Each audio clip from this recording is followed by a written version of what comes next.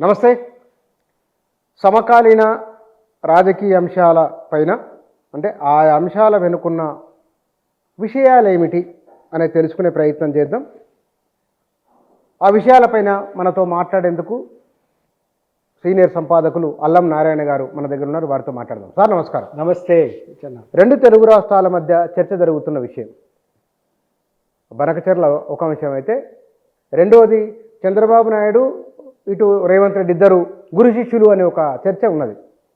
సందర్భం వచ్చిన ప్రతిసారి ఎందుకు ఈ ప్రస్తావన వస్తున్నది? ఈయన ముఖ్యమంత్రి, ఈయన ఉనికి ఈయనకు కావాలి, ఆయన ఉనికి ఆయనకు కావాలి. ఎందుకు ఈ చర్చ చేస్తున్నారు పదే పదే? కారణం ఏమంటారు? ఇద్దరు గురు శిష్యులు కనుక చర్చ జరుగుతున్నది. వాస్తవం కూడా. ఎందుకంటే ఆయన చంద్రబాబుకు వ్యతిరేకంగా మాట్లాడడము, తర్వాత వ్యక్తిగతంగా మాట్లాడడము చేయలేడు. ఎందుకంటే ఆయనకు ఆ గురు శిష్య సంబంధం ఉంది. బికాజ్ తెలుగుదేశంలోనే ఆయన చాలా ఎదిగిండు రాజకీయంగా. ఆయనకు అది ఉండే అవకాశం ఉంది. దాన్ని తప్పు కూడా పట్టలేము మనం. కానీ ఏంటంటే తెలంగాణ ఇష్యూ వచ్చినప్పుడే ఈ ఇష్యూ ఎక్కువ వస్తుంది. పర్టికులర్గా రేవంత్ రెడ్డి గారి సమస్య ఎక్కడ వస్తుందంటే, ఆయన ఇప్పటివరకు నిజంగా జై తెలంగాణ అంటలేడు కూడా. ఎందుకో తెలియదు, మనకు తెలియదు ఆయన కారణాలు ఏంటో తెలియదు. రెండోది, అంతకుముందు వాళ్ళిద్దరి మధ్యలో ఉన్న అనుబంధము. కానీ ఎక్కడైతే ఇష్యూస్ వస్తున్నాయో తెలంగాణలో, ఈ తెలంగాణలో ఇష్యూస్ వచ్చినప్పుడు అది మరింత బాగా, అంటే కొంచెము అనడానికన్నా ఎక్కువ అంటున్నారు. ఎందుకంటే తెలంగాణ ఇష్యూస్ పర్టికులర్గా నీటిపారుదల సమస్యలు కావచ్చు, తెలంగాణలో ఉన్న ఆస్తుల గొడవలు కావచ్చు, ఇట్లాంటి విషయాల మధ్యలో ఉన్న ఆస్తుల గొడవలు కావచ్చు, లేదా మనకు వాళ్ళకు మధ్యలో పంపిణీలలో అప్పుడు ఎప్పుడైతే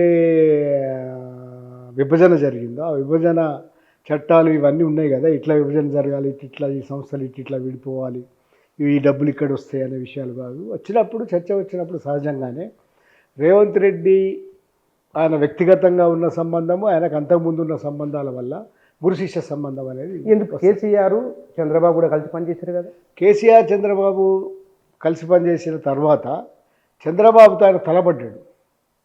ఎప్పుడు అని అంటే తెలంగాణ ఉద్యమంలోనే తలపడ్డాడు. ఆయన రెండు కళ్ళ సిద్ధాంతాన్ని వ్యతిరేకించినాడు. ఆయనతో పాటు కేసీఆర్తో పాటుగా తెలంగాణ ఉద్యమం అంతా కూడా చంద్రబాబు అనేవాడు మన తెలంగాణకు సంబంధించి పూర్తి స్థాయిలో ఒక కపటమైన పాత్ర వహిస్తున్నాడు. ఒక దిక్కేమో 9th డిసెంబర్ నాడు ఆయన తెలంగాణను వ్యతిరేకించిన బృందాలలో కాంగ్రెస్తో కలిసి కూడా ప్లాన్ చేసిండు. రెండు కళ్ళ సిద్ధాంతం అనేది ఒక తప్పుడు సిద్ధాంతము. ఇట్లాంటివన్నీ కూడా అన్నీ అయిపోయి బ్రీఫ్డ్ మీ తర్వాత కేసీఆర్ అమరావతికి వెళ్ళి ఆడ కలిసి వచ్చారు కదా. కేసీఆర్ కలిసి వచ్చినట్టు కానీ చంద్రబాబుతో అనుబంధం మెయింటైన్ చేయలేదు. కారణం ఏమిటంటే చంద్రబాబు ప్రభుత్వంలో ఉన్నప్పుడు కూడా వీళ్ళిద్దరి మధ్యలో ఏమీ జరగలేదు. అట్లంటే జగన్ తోటి సంబంధం ఉన్నప్పుడు ఇప్పుడు మాట్లాడుతున్న సంబంధాలు ఉన్నాయేమో, కానీ జగన్తో ఉన్న సంబంధం కూడా చంద్రబాబుతో ఆయన మెయింటైన్ చేయలేదు కేసీఆర్. ఎందుకు అని అంటే తెలంగాణకి దాదాపు 4 దశాబ్దాల రాజకీయ చరిత్ర ఉన్న చంద్రబాబు మీద బయట సదభిప్రాయం లేదు. తెలంగాణ వాళ్ళకి అసలే సదభిప్రాయం లేదు. ఆయన చరిత్ర అంతా కూడా ఒక టిపికల్ చరిత్ర. అంటే ఇక ఎన్టీ రామారావు దగ్గర తీసుకుంటే వెన్నుపోటు చరిత్ర. మనకు సంబంధించి చాలా ధ్వంసం చేసింది చంద్రబాబు. తెలంగాణకు సంబంధించిన ధ్వంసాలన్నిటి కారణం వేరే ఎవ్వని చెప్పడానికి లేదు. ఇక్కడ ధ్వంసం చేసిందంతా చంద్రబాబు అనేది అందరికీ తెలిసిన విషయం.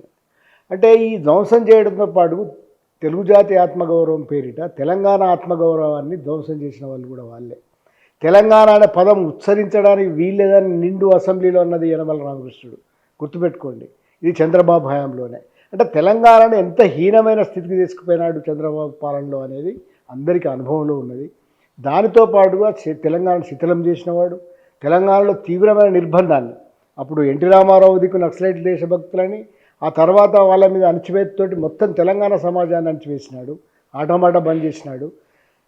చంద్రబాబు నాయుడు దాన్ని పరాకాష్ఠకు తీసుకుపోయాడు. అందుకోసమే ఆయన మీద దాడి జరిగింది. అవన్నీ కూడా తెలిసిన విషయాలే, మనం ఇప్పుడు మాట్లాడుకోవాల్సింది కాదు. సరే, ఆ విషయాలు ఇచ్చిపెడదాం, పక్కకు పెడదాం. కానీ తెలంగాణకు సంబంధించి ఇక్కడున్న మొత్తం వాటిని అమ్మేసినవాడు. దాన్ని ఏమంటారు, గ్లోబలైజేషన్లో భాగంగా ఒక నేను గ్లోబల్ లీడర్ అని చెప్పుకున్నవాడు. ఒక హైటెక్ సిటీ కట్టి ఇప్పటి కూడా నేను హైదరాబాద్ను డెవలప్ చేసినని చెప్తున్నవాడు. హైదరాబాద్ నేను లేకుంటే లేదని చెప్తున్నవాడు.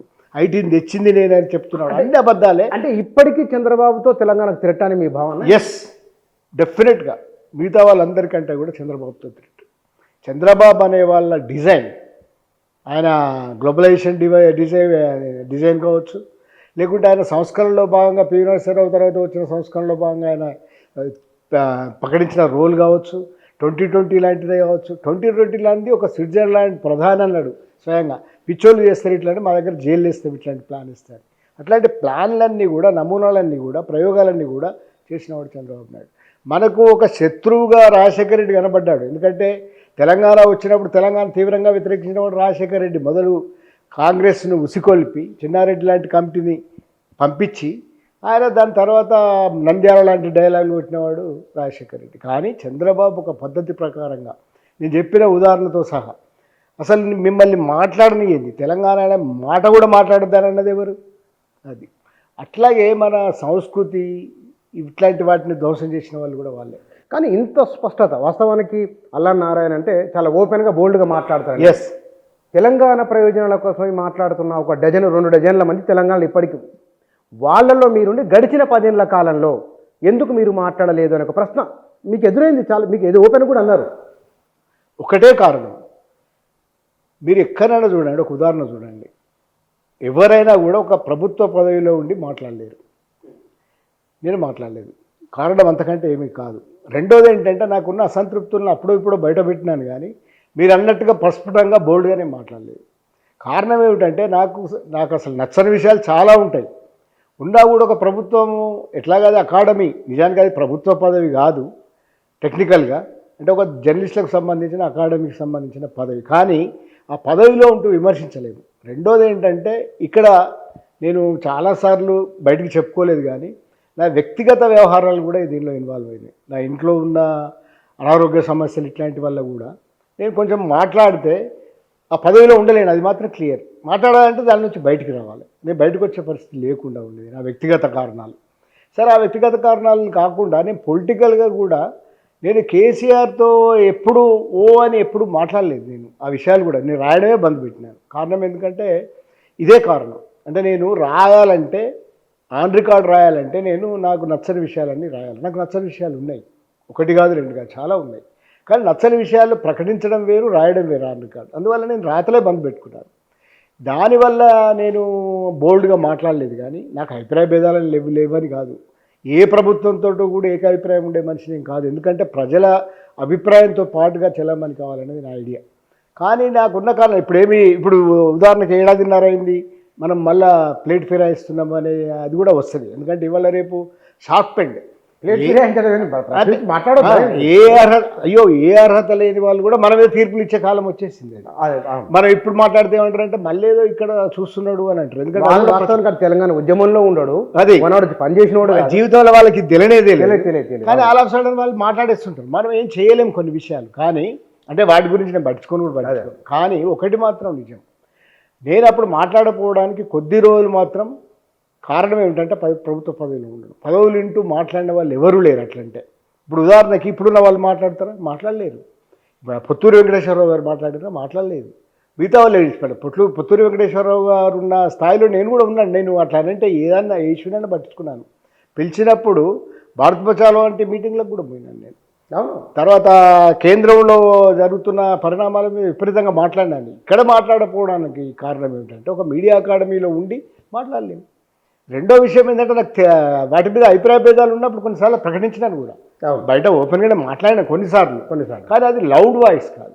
నేను అంతకుముందు ఉండే 10 ఏళ్ల కిందట ఉన్న లౌడ్ వాయిస్తో లేను. కానీ ఫ్యాక్ట్ ఇది మీ వరకు. ఇవాళ తెలంగాణ సమాజంలో ఎప్పుడు జాగరూకత ఉండేవాళ్ళు చాలామంది మౌనం దాల్చడం, చాలామంది దాన్ని ఎట్లా చెప్పాలనో అట్లా చెప్పలేకపోవడం. ఏమిటి రీజన్? అంటే ఇంత చైతన్యం అంతా ఒకానొక అవకాశం రావడంతోనో, ఒకానొక పదవి రావడంతోనో ఆ చైతన్యం అంతా అక్కడనే పులిస్తాబడినట్లా ఏమిటిది? 2 కారణాలు. కరెక్ట్గా అవకాశం రావడం అనేది ఒక కారణము. ఇప్పుడు మా మీద ప్రధానమైన విమర్శ నిజానే చక్రపాణి నా మీద వచ్చింది మొట్టమొదటి అదే విమర్శ.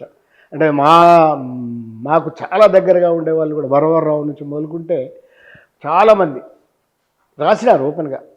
అంటే వీళ్ళు దాంట్లో ఆ శిబిరంలో చేరిన స్థాయిలో మేము ఎన్నడూ ఆ శిబిరంలో లేము, ఆ పార్టీలో లేము, అది వేరే విషయం. 2 కారణాలు ఉంటాయి. ఒకటి, మీరు అనే అవకాశాల కోసం ప్రయత్నించడంలో భాగంగా ఎన్నేళ్ళైనా ఎదురు చూస్తూ మౌనంగా ఉండడం, అవకాశాలు వచ్చినాక మౌనంగా ఉండడం. సరే, మాది కొంచెం అవకాశాలు మొదలై ఇచ్చినారు, ఆన్ అవర్ కెపాసిటీస్. నిజానికి ఇదంతా ఎవరి చర్చ అంతా మళ్ళీ అర్ధారు తీసిన ఏదో సమర్థించుకోవడానికి చేయడం లేదు. కానీ ఐఎమ్ ఎడిటర్, తెలంగాణ ఎడిటర్ని, నేను తెలంగాణ పత్రిక పెట్టి నడిపించిన ఎడిటర్ని. అట్లాంటి వారికి అర్హత ఉంటుంది కదా, వచ్చిన వల్లే అర్హతలో నేను ఉన్నా కదా, ఫిట్ అయినా కదా, ఫిట్ అయ్యే చేసిన కదా. కానీ నువ్వు ఎందుకు మౌనంగా ఉన్నావు అంటే కారణాలు నేను చెప్తున్నా. అవునవును, ఇది ఒక కారణం. చాలామందికి అట్లాంటి ఛాన్సులు వచ్చిన వాళ్ళు మౌనంగా ఉండడానికి కారణమేమో ప్రభుత్వంలో ఉండి మాట్లాడలేకపోవడం అనేది, మాట్లాడలేరు కూడా. ప్రభుత్వం పోయినాకనే నేను మాట్లాడలేను. మరి అట్లంటే ఇప్పుడేం మాట్లాడవచ్చు కదా. అట్లా నాకు కూడా అవసరం లేదు. ఎందుకంటే మళ్ళీ ఇక్కడేమైతే వస్తుంది, ఇక్కడ అవకాశం కోసం మాట్లాడినట్టు అనిపిస్తుంది. ఇప్పుడు రేవంత్ రెడ్డి గారు ఒక అవకాశం ఇస్తారేమో అని నేను ఎప్పుడు అసలు టీవీలలో మాట్లాడడానికి ఇష్టపడలేదు చాలా కాలం పాటు. ఇప్పుడు మాట్లాడవచ్చు నేను ఫ్రీగానే. లేను అంటే కేసీఆర్ ప్రభుత్వంలో లేను, కేసీఆర్లో జరుగుతున్న పరిణామాలు నేను మాట్లాడవచ్చు. కానీ నేను ఎందుకు మాట్లాడలేదంటే కారణం ఇదే. మళ్ళీ ఇక్కడ అవకాశాల కోసం చూస్తున్నారు అనుకుంటారు కదా. ఈ రెండు కారణాలు ప్రధానమైనవి. ఇవి కాకుండా ఇంకొక కారణం చెప్తాను మీకు. థియరిటికల్ లైన్ ఇది. మీరు ఇవాళ నిజంగా చూస్తే మీరు పొద్దున లేస్తారు, గాజాలో 50 మంది మృతి అని వస్తుంది. You are a social man are you are a political man, you are a conscious man. మీకు ఆ చైతన్యం ఉంది. గాజాలో 50 మంది మృతి, పిల్లలు ఉంటారు దానిలో. రష్యా పోయి ఉక్రెయిన్లో మళ్ళోసారి దాడి చేస్తుంది. ఇరాన్లో అతి అన్యాయంగా ఒక బలమైన శక్తి అమెరికా వెనుక ఉండి ఇజ్రాయెల్ అనే ఒక అసలు ఈ ప్రపంచం మీద భూప్రపంచం మీద ఉండడానికి కూడా అర్హత లేని ఇజ్రాయెల్ పోయి దాడి చేస్తుంది. దాని చుట్టుపక్కలంతా మొత్తాన్ని అరబ్ ప్రపంచాన్ని అమెరికా ఆక్రమించుకొని ఉన్నది. ఉదాహరణ చెప్తున్నాను. ఈ 3 పరిణామాల మీద పొద్దున్న లేస్తేనే మనకు అనిపిస్తుంది ఇవాళ ఇరాన్లో ఏమైంది అనేది అనిపిస్తుంది. ఇజ్రాయెల్ మీద ఇరాన్ వేసిందా, ఇరాన్ మీద ఇరాన్, ఉక్రెయిన్ మీద రష్యా వేసిందా, రష్యా మీద, అట్లే గాజాలో తమంది అంటారు. మీరు ఇన్ని అంటున్నారు కదా, గాజాది ఎంత అధ్వానమైన విషయం. కాల్పుల విరమణ జరిగి ఉన్నది. జరిగి ఉన్న తర్వాత ఇరాక్ కాల్పుల విరమణ ప్రకటించిన తర్వాత కూడా ఒక 50 మంది చనిపోయారు తెల్లారే ఇజ్రాయెల్ దాడిలో. అది ఏం అవస్థ ఇదే అని అనిపిస్తుంది మనకి. కానీ మనకి ఏమనిపిస్తుంది, పొద్దున్నే లేచి చూస్తాం అనుకోండి ఆ న్యూస్ చూస్తాం, లేకుంటే మన కంప్యూటర్లో కొట్టుకోనో ఫోన్లో కొట్టుకోనో చూస్తాం ఏం జరిగిందని. పొద్దున్న ఇది ఉంటుంది మనకి. అందరికీ కాన్షియస్ పీపుల్ అందరూ అదే పని చేస్తారు. మన రాష్ట్రము అవి ఇవి పేపర్లు చదివే వాళ్ళని. అయిన తర్వాత మనకి ఏమనిపిస్తుంది అంటే అవును నిజమే, ఏమో స్పందన ఉంటుంది. కానీ భౌగోళికంగా తర్వాత ఆ ఇష్యూ పరంగా అది రెండు మనకు సంబంధించినవి కాదు కదా. మన చైతన్యం మెల్లగా క్రమంగా వెనక్కిపోతుంది, మౌనంగా ఉంటాం. అది అయిపోయిన తర్వాత ఇంకా కొన్ని ఇష్యూస్ వస్తాయి. కానీ మన కాన్షియస్ లెవెల్స్లో, స్పందించాల్సిన లెవెల్స్లో మనకుండా రాజకీయ చైతన్యం కావచ్చు, సామాజిక చైతన్యం కావచ్చు, వి పీపుల్ విత్ కాన్షియస్ బతికే వాళ్ళం కావచ్చు, వీళ్ళకి స్పందించడానికి చాలా ఉన్నది. ఎందుకంటే దుర్మార్గంగా తయారవుతున్నది ప్రపంచం. రాష్ట్రం కావచ్చు, కేంద్రంలో ఇంకా దుర్మార్గంగా ఉంది. ఇవన్నిటి పరిమాణాల మీద మీరు అనే 2 అవకాశాల కోసం అంటే అప్పటికే కాన్షియస్గా తీసుకోవడం తప్పు కాదు సార్. నేను అవకాశం వచ్చినప్పుడు తప్పకుండా అవకాశాల కోసం తప్పేమో తీసుకున్నా, అది లేదు. అదే సిస్టంలో ఇంకెవరు ఉంటారు మరి, డెఫినెట్ తీసుకోవాలి. అది తీసుకోవడం తప్పు కాదు, కానీ మౌనంగా ఉండడం తప్ప అనేది. కానీ గవర్నమెంట్లో ఉండి మాట్లాడడం కుదరదు. కానీ మళ్ళీ ఉంటాయి. మళ్ళీ నేను మీకు తెలుసా, అది నా మీద ఇప్పుడు న్యూస్ స్ప్రెడ్ అయింది, ఐడియా ఉంది మీకు. రేవంత్ రెడ్డి ప్రభుత్వంలో కూడా నాకు సలహాదారు ఇస్తారని ఎవరో న్యూస్ స్ప్రెడ్ చేసింది. సంబంధం లేదు, అది అసలే సంబంధం లేదు. నేను చాలా ఆశ్చర్యపోయినా, ఇక్కడ కూడా ఇదేం గొడవ అని. బహుశా వాళ్ళకు కూడా సంబంధం ఉంటుందో లేదు, కానీ పేషీలలో చర్చ జరిగిందని మొదలుపెట్టింది. ఎక్కడైనా జరగనియా నాకు సంబంధం లేని విషయం ఇదని. అట్లాగే ఈ 7.5 కాలం వచ్చింది. కానీ నేను అట్లాంటిది ఏదైనా చిన్న పని చేసినా కూడా నన్ను శంకించవచ్చు. అంటే అక్కడ చేసిండు, అక్కడ నేను చెప్తున్నాను బై వర్చ్యూ, నాది by my power, my capacities నాకు వచ్చింది, నేను చేసిన. ఇప్పుడు ప్రయత్నం చేస్తే నిజంగానే తప్పు నాది. ఇప్పుడు మౌనంగా ఉంటే కూడా తప్పు. కానీ మౌనంగా ఎందుకు ఉంటున్నా అంటే వేరే కారణాలంటే అప్పుడు మాట్లాడలే, ఇప్పుడు ఎందుకు మాట్లాడినావు, అప్పుడు ఏమన్నా అన్నావా, ఇప్పుడు ఎందుకు అన్నావు. చాలా ఆశ్చర్యంగా మొన్న కొమ్మినేని శ్రీనివాసరావు అరెస్ట్ అయింది. మేము అందరం పోయేదో అందరు సీనియర్ ఎడిటర్లు అందరు ఉన్నారు పెడితే, తెల్లారే ఆంధ్రజ్యోతి ఏబిఎన్ ఆంధ్రజ్యోతిలో అయినప్పుడు నాది ఆన్ రికార్డ్ దీనిలో ఉంది యూట్యూబ్లో చూస్తే. అట్లనే ఇంకెవరో రాసిన వాళ్ళకి ఏ అర్హతలు లేవు. సరే అర్హతలు ఉండే వాళ్ళు మాట్లాడింది కానీ వాళ్ళకి తెలియదు. నేను ఆంధ్రజ్యోతికి అయినప్పుడు కూడా మాట్లాడినా కదా, మరి నేను మాట్లాడతా కదా, అది నా ధర్మం కదా.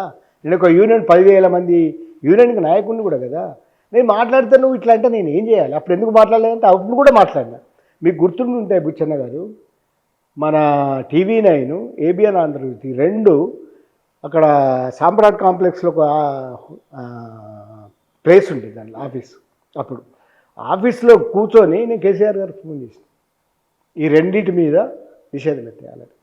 TV9 వాళ్ళు ఉన్నారు ముందర, రజనీకాంత్ సహా ఏబిఎన్ ఆంధ్రజ్యోతి వాళ్ళు వచ్చినారు అన్నాడు. ఇద్దరు కూర్చుంటే వాళ్ళ మధ్యలో ఫోన్ చేసినాను నేను. చేయలేదని కాదు, ప్రయత్నాలు చేయలేదు. ఇప్పుడు 7 కోట్ల లోతు పాత పెట్టడం అనేది కరెక్ట్ కాదని చెప్పినా ఆయనకు. నేను ఎవరికి తెలుసు ఇవన్నీ? నేను డిఫెండ్ చేయలేదు ఆయనను, ఆ విషయాలలో ఎప్పుడూ డిఫెండ్ చేయలేదు నేను.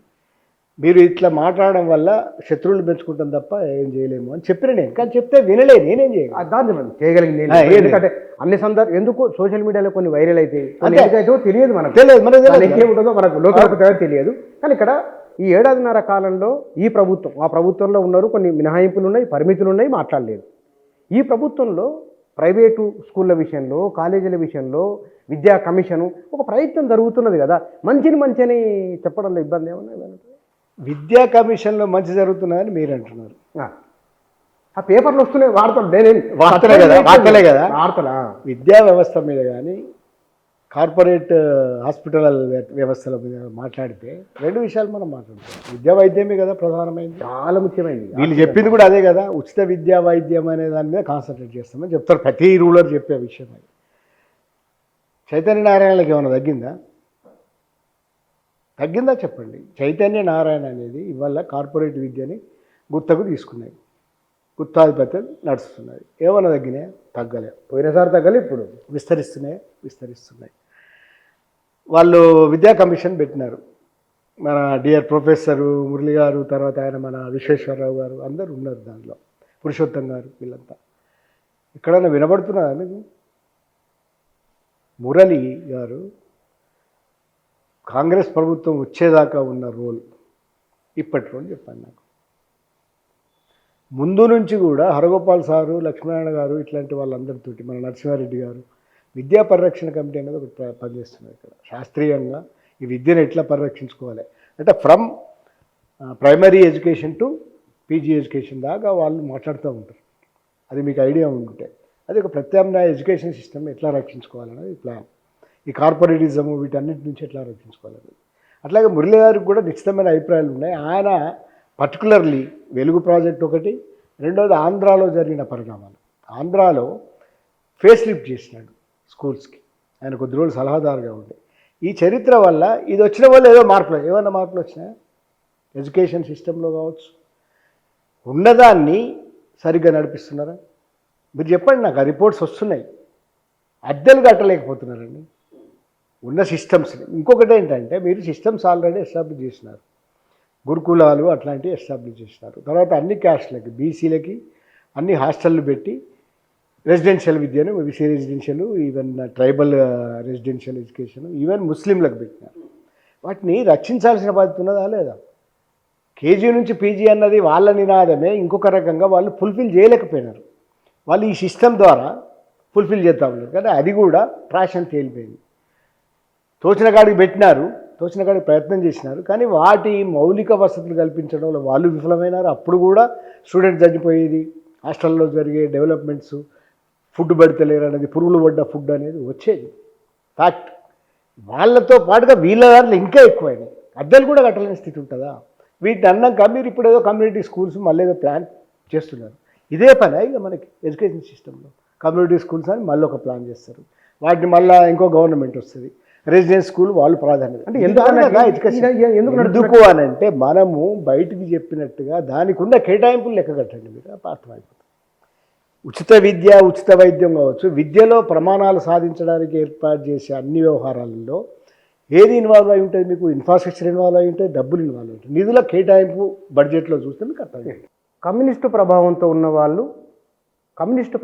ఉన్నవాళ్ళు వాళ్ళు చెయ్యరు, ప్రాక్టికాలిటీ వాళ్ళకంత తెలియదు, అనుభవం ఉండదు, పుస్తక నాలెడ్జ్తో వారు మాట్లాడుతూ ఉంటారు. ప్రాక్టికల్గా ప్రజాక్షేత్రంలో ఉండి ఒక రాజకీయ పార్టీ పెట్టి ఎన్నికలు, ఓట్లు ఉంటే ఒక వ్యవస్థను నడిపితే కష్ట నష్టాలు ఏమిటో తెలుస్తుంది అని ఒక ప్రశ్న ఉన్నది సార్. కమ్యూనిస్టు రాజకీయాల్లో ఉన్న వాళ్లకు ప్రత్యక్ష రాజకీయాల్లో విఫలమైపోయింది దేశంలో. ఫ్యాక్ట్, A to Z అన్ని పార్టీలు, అది కరెక్టే. కానీ కమ్యూనిస్ట్ రాజకీయాలతో ఉన్న వాళ్ళ పరిశీలన, కమ్యూనిస్ట్ రాజకీయాలతో ఉన్న వాళ్ళు పరిస్థితుల మీద చేసుకునే అవగాహన, దానికి ఒక అంతఃసూత్రం ఉంటుంది.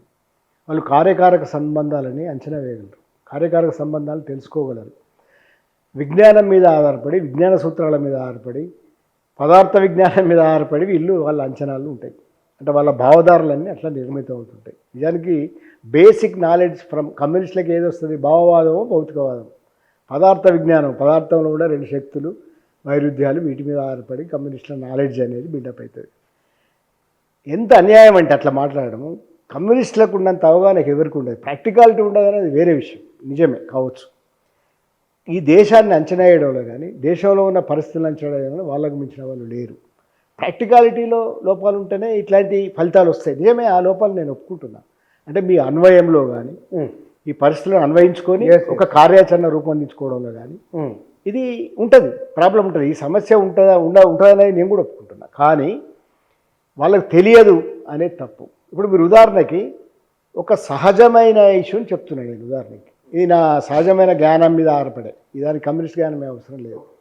మీరు 80,000 కోట్లు ఖర్చు పెడితే ఒక బడ్జెట్లో అది చాలా ఎక్కువ. దాని తర్వాత దాని పర్యవసానాలు ఉంటాయి. అనేది కాళేశ్వరంకి 1,00,000 కోట్లు అనేది మొత్తం ఇష్యూస్.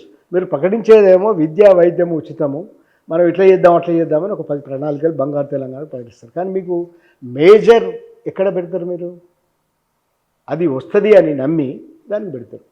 ఈ పెట్టడంలో ఉండే వ్యత్యాసాలు ఉంటాయి, మిగతా రంగాలను దెబ్బతింటుంటాయి. ఇట్లాంటిది ఇది ఒక సహజమే. ఇది కమ్యూనిస్ట్ జ్ఞానమే అవసరం లేదు.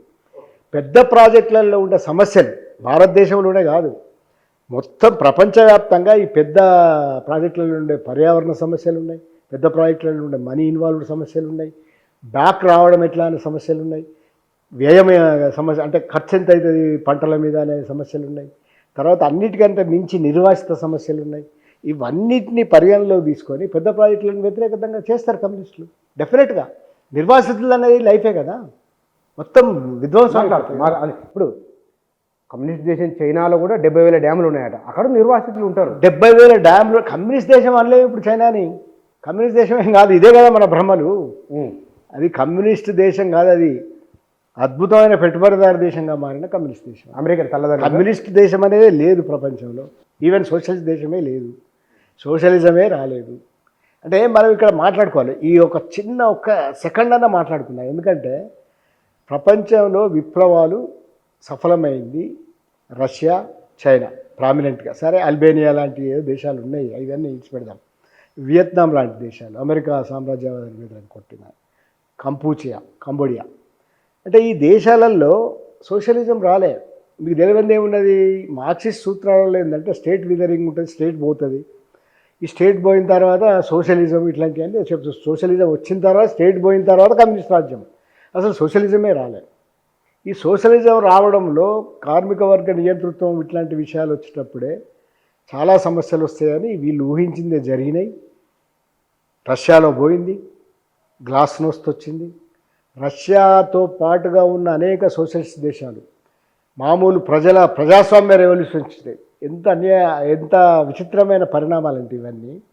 మీరు ఒక న్యూ డెమోక్రటిక్ పాలసీస్ గురించి మాట్లాడి రాజ్యాలు ఏర్పడితే అక్కడ ప్రజాస్వామ్యం కావాలని కొట్లాటలు అయినాయి. పోలాండ్ లాంటి దేశాలు, అన్ని దేశాలు మళ్ళీ దాంట్లోంచి పోయినాయి.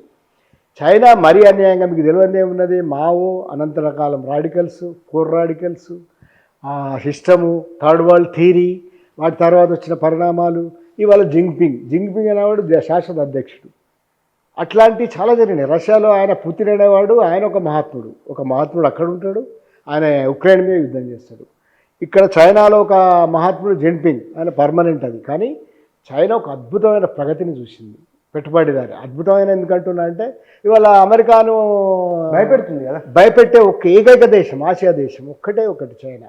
ప్రపంచాన్నే ఇవాళ పెద్ద పవర్ కంట్రీ.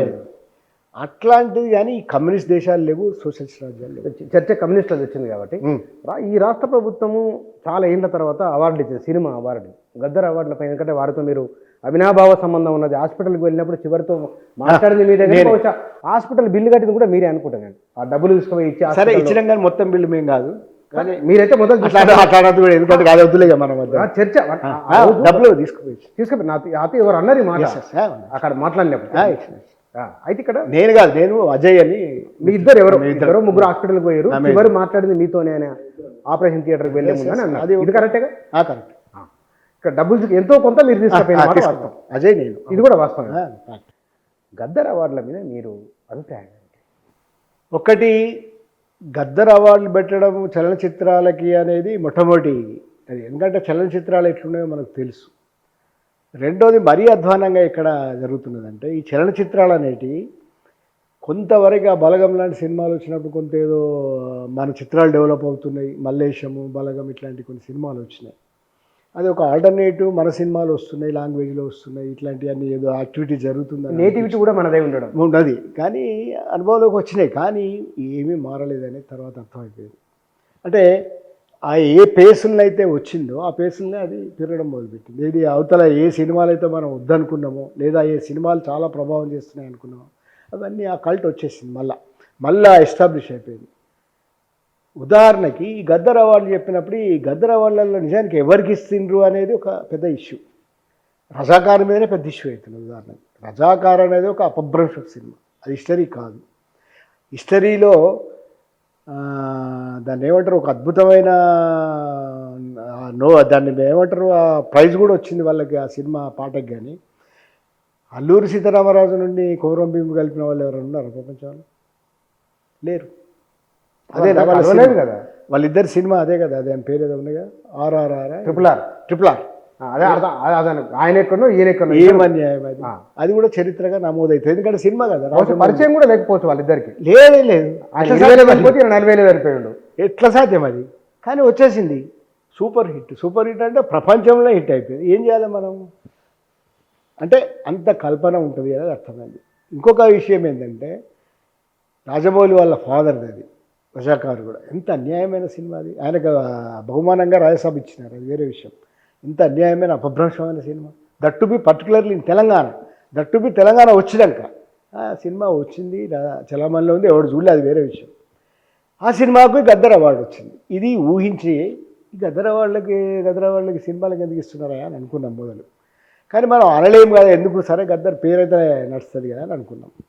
రజాకార్కి వచ్చిన వాళ్ళే విలవిల్లాడినాం. అయిపోయాక గద్దర్ అవార్డు మీద గద్దర్ ఫోటో లేదు ఫస్ట్, అది అయిపోయింది. ఇది ట్రోలింగ్లు మొదలైనవి, ఎవరు పట్టించుకోలే. గద్దర్ అవార్డులు ఇచ్చేటప్పుడు చూసినా నేను, ఎందుకో ఆనాడు ఆఫీస్ నుంచి ఇంటికి పోయి కూర్చున్నాను. ఆయన స్పీచ్ అయిపోయింది. అసలు అక్కడ చూస్తున్న వాళ్ళని చూస్తుంటే ఇటీవలి కాలంలో నేరస్తులు, మీకు తెలుసా, ఒక కేసులో ఉన్నవాళ్ళు ఒక నిర్మాత ప్రైజ్ తీసుకుంటున్నారు. అట్లుంటుంది. నిర్మాతలే ఇక్కడ భూములు ఆక్రమించినారు, నిర్మాతలే ఇక్కడ స్టూడియోలు కట్టుకున్నారు, నిర్మాతలకే ఆస్తులు ఉన్నాయి. నిర్మాతలతో పాటు నటులందరికీ కూడా మొయినాబాద్ దిక్కు ఫామ్ హౌస్లు ఉన్నాయి. అసలు మీరు ఆ ఆస్తుల లెక్క తీస్తే ఇప్పటికి కూడా ఆంధ్రుల ఆస్తులు పెరుగుతున్నాయి హైదరాబాద్లో. హైదరాబాద్ కబ్జా అని చెప్పి మనం విముక్తి అయినా అనుకుంటున్నాం, విముక్తి కానే లేదు. ఆంధ్రుల ఆస్తులు పెరుగుతున్నాయి విపరీతంగా, ఆంధ్రుల పర్సనాలిటీస్ పెరుగుతున్నాయి విపరీతంగా. నేరాలలో ఉన్నవాళ్ళు ఆ వేదిక మీద ఉన్నారు. పేర్లు అనవసరం, ఎందుకు పేర్లు చెప్పడం ఎందుకు? నేరాలలో ఉన్నవాళ్ళు, వాళ్ళు అరెస్ట్ కాకుండా ఉన్నవాళ్ళు, భూముల పంచాయతీలలో ఉన్నవాళ్ళు, తర్వాత షేర్స్ రాయించుకున్నారనే ఒక కేసులో ఉన్నవాళ్ళు ఉన్నారు అక్కడ. సరే, ఇదంతా చూస్తూ ఉంటే ఒక రంది గద్దర్ అవార్డులు పెట్టకూడదు అని కొంతమంది అనడానికి కారణం అదే. సినిమా రంగం అనేది అట్లా పుచ్చిపోయి ఉన్నదా సినిమా రంగం, అది ఫ్యాక్ట్. ముఖ్యమంత్రి ప్రేమతో పెట్టిండు ఆయన, అదే కదా ఇద్దరికి ఉన్న అనుబంధం. అదే వాళ్ళిద్దరికి ఉన్న అనుబంధంలో పెట్టి ఆయన ప్రేమతో పెట్టిండు, నేను కాదంటలేదు, ఆయన ప్రేమని కాదంటలేదు ఇక్కడ. కానీ గద్దర్కి అది సూట్ కాదు అనేది ఒక ఇష్యూ. గద్దర్ అనే పేరు ఇంకేదానికైనా సూట్ అవుతుందేమో, ఇంకేదైనా స్పెషల్ అవార్డు పెట్టాల్సి ఉండేనేమో. కానీ గద్దర్, ఎందుకంటే ఆ సినిమా రంగం అట్లాంటి రంగం. నా ఉద్దేశంలో దాని మీద వ్యతిరేకతోడు కాదు.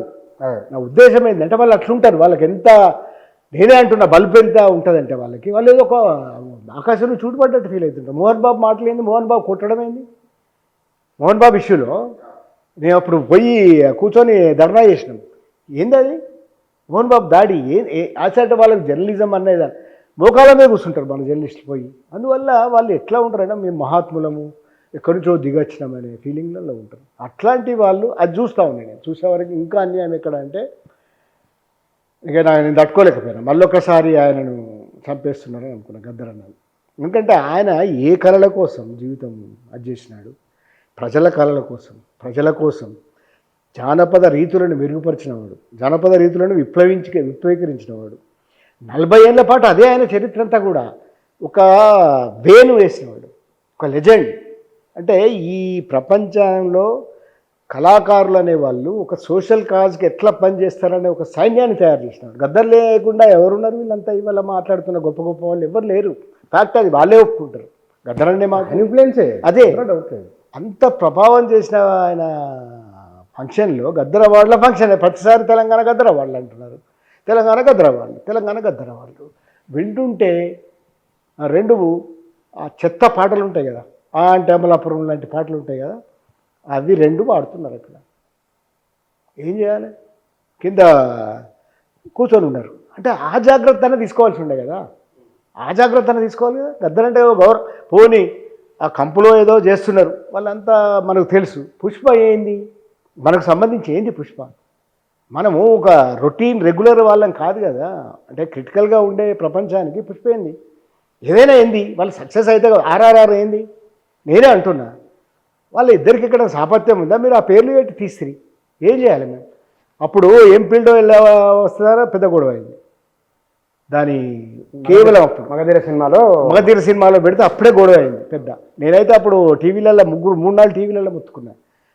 వంగపండు కన్నా ఉండాలి కదా అని. వంగపండు అన్న వాళ్ళు వంగపండు డైరెక్ట్గా మాట్లాడితే చెప్పిన, అన్న ఈసారి వచ్చినప్పుడు కలిసి మాట్లాడదాం లేదు అంటే. అట్లా ఉన్నదల్లా పొయ్యి వల్ల గద్దర్ అవార్డులని చెప్తే మీరు అక్కడ పాటలు పాడబడితే వాళ్ళు ఆ పాటలు పాడుకుంటే ఎట్లుంటుంది?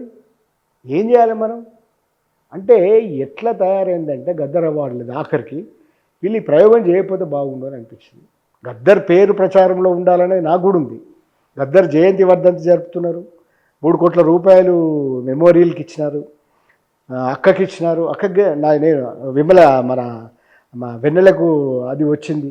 I'm happy. గద్దరికి ఆ గుర్తింపు ఉండాలని నేను కోరుకుంటాను. మిగతా వాళ్ళకి ఎట్లున్నా నాకైతే ఉంది. నా గద్దర్ మీద ప్రేమ తప్ప ఇంకోటి లేదు కాబట్టి నేను వాటిని ఓకే ఫైన్ ఇస్తున్నారు, 1 ఎకరం భూమి ఇచ్చినారు, అంతా ఓకే. కానీ ఈ పాటలు పెట్టి ఇప్పుడు గద్దర్ అన్నప్పుడు జాగ్రత్త పడాలి కదా మీరు. ఇప్పుడు అది సినిమాలకి ఏదో ఇచ్చిండ్రు, పోనీ రజాకార్కి ఇచ్చిండ్రు ఏదైనా, కానీ అది కూడా ఒప్పుకోదు సమాజం. తెలంగాణ సమాజానికి వ్యతిరేకంగా తీసిన సినిమా రజాకారు, తెలంగాణ సమాజానికి వ్యతిరేకంగా తీసిన సినిమా, మతం కోసం తీసిన సినిమా. మతం అంటే కేరళ ఫైల్స్ లాంటి సినిమా అది. మీరు దానికి అవార్డు ఇచ్చి గద్దరంటే ఎట్లా? అది బాగుండదు. కానీ సరే, మనం ఇన్ని విషయాలు మాట్లాడినప్పుడు మీరు సమాజం పట్ల ఒక రెస్పాన్సిబిలిటీ ఉండాలి, ఇట్లా కాదు కదా ఇట్లా ఉండాలని ఒక తపన ఉన్నది. మరి ఎడిటర్గా అయిపోయింది, మీడియా అకాడమీ చైర్మన్ అయిపోయింది, నెక్స్ట్ ఏం చేయబోతున్నాను? మరి ఒకటి ఉండాలి కదా. నెక్స్ట్ మేము ఒక దీనిలోకి వస్తున్నాం, న్యూ దునియా అంటే ఒక డిజిటల్ మీడియా హౌస్ పెడుతున్నాం. ఆంధ్రజ్యోతి కె శ్రీనివాస్ గారు నేను కలిసి పెడుతున్నాం. యాక్చువల్గా మంచి పెట్టుబడి పెట్టేవాళ్ళు వచ్చినారు. ఇక పెట్టుబడి పెట్టేవాళ్ళు వాళ్ళ కథలో వాళ్ళు ఉంటారు, కానీ వాళ్ళు మాకు స్వేచ్ఛ ఇస్తాను. మేము స్వేచ్ఛ మొదలు అడిగింది, పెట్టుబడి కంటే ముఖ్యంగా అడిగింది స్వేచ్ఛ అంటే ఒక మంచి మీడియా, క్రెడిబుల్ మీడియా నడిపించాలనేది ఒకటి. ఈ క్రెడిబుల్ మీడియా మీన్స్ ఇవాళ ఒక మీడియా లాగా లేదు. ఒక 10 పేపర్లు చదవాల్సి వస్తుంది, ఏమైనా తెలవాలంటే 10 ఛానల్ చూడాల్సి వస్తుంది, 10 అభిప్రాయాలు వినాల్సి వస్తుంది. అందువల్ల ఏం చేస్తున్నామంటే ఈ క్రెడిబుల్ మీడియాని డెవలప్ చేద్దామనేది మా ప్లాన్. ఒక వెబ్సైటు, ఒక యూట్యూబ్ ఛానల్, ఒక ఈ పేపరు, ఒక పాడ్కాస్ట్ సంబంధించింది ఒకటి, షార్ట్ న్యూస్ షాప్, 5. దాని ప్రయత్నంలో ఉన్నాం, దాని ప్రయత్నాలలో ముందుకు పోతున్నాం. కె శ్రీనివాస్ నేను, ఇది చక్రపాణి కూడా ఉండగానే ఆయనేమో వీసీ అయిపోయినాడు. మేమిద్దరం కలిసి ఒక ప్రాజెక్ట్ చేస్తున్నాం, మంచి ప్రాజెక్ట్, మంచి క్యాపిటల్ తోటి పెట్టాలని ప్లాన్ చేసినాం. వాళ్ళు దొరికినారు. ఈ స్వేచ్ఛ అనేది ఉన్నది, కానీ ఎంతైనా ఒక 3-4 ఏళ్ళు ఉంటుందేమో. ఎందుకంటే పత్రికలని, మీడియాని మనం అనుకున్న రీతిలో, ఎడిటర్లు అనుకున్న రీతిలో కావచ్చు, మంచి జర్నలిస్టులు అనుకున్న రీతిలో నడపడం అనేది సాధ్యం కాదు. అసాధ్యంగా ఉన్న ఒక ప్రాక్టికాలిటీలో ఉన్నాం మనం. వాళ్ళు అట్లా ఉంది, ఫీల్డ్ అట్లా ఉంది, కానీ ఒక ప్రయత్నం చేసి ఎస్టాబ్లిష్ చేద్దాం అనేది ప్రయత్నం. చూద్దాం సార్. Thank you. మళ్ళీ మనం కనీసం నెలలో 2 సార్లు 3 సార్లు మనం మాట్లాడదాం. సమకాలీన అంశాలకు సంబంధించి వ్యూస్ లక్షల వేల కోట్ల అవసరం లేదు. ఓ 10 మంది 100 మంది 1000 మంది ఆలోచించినా సరిపోతుంది. Thank you sir, thank you very much. సమకాలీన రాజకీయ అంశాలకు సంబంధించి వాస్తవానికి మనం తెలుగు రాష్ట్రాలకు సంబంధించిన అంశాలకు మాత్రంతో పాటు ఆయనకు సంబంధించిన 1-2 అంశాలు వీటికే పరిమితం చేసిన ఇంటర్వ్యూ, ఆ అంశాలకు సంబంధించి వారు చేసిన విశ్లేషణ, వారు వ్యక్తీకరించిన అభిప్రాయాలు. Thank you.